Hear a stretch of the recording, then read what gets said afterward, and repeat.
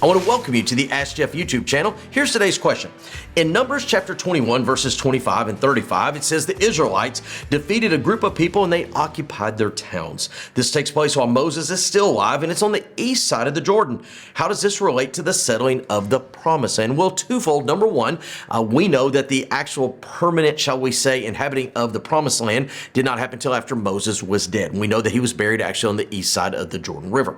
Here's the other interesting fact, is that when the tribes settled, there were actually two of the tribes that were on the east side of the Jordan River.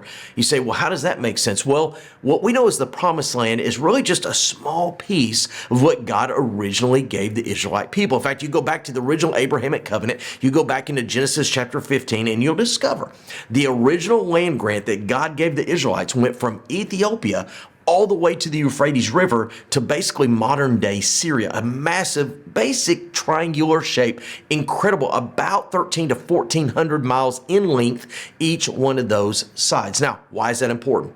Because I would argue, and I think I can justify this biblically, that anytime the Israelites possess land within that massive area, they're in the land God gave them. Now, what we know is the Promised Land is actually the provision that God gave them in spite of all the diaspora or the dispersion of the Jewish people. So what we know today as, east of the Mediterranean, west of the Jordan River, south of Syria, north of Egypt, that's really just a small segment. However, it is labeled as the Promised Land that they would receive coming out of Egypt. But yes, there were two tribes that settled on the east side. Moses was buried on the east side.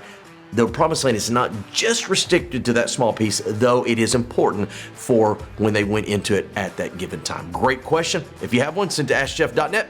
Maybe your question will be tomorrow's.